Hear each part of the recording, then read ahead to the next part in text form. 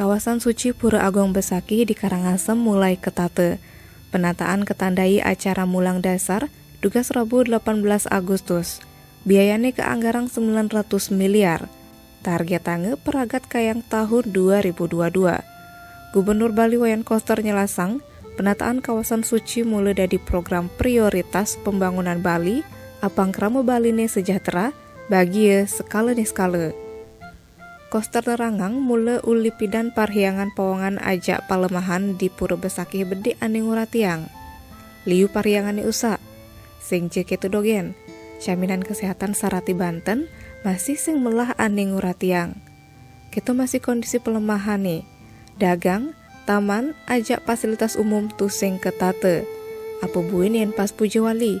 Parkir masih megaburan, ngai sai macet. Sawatara ada 117 pariangan di Pura Besakih ketate.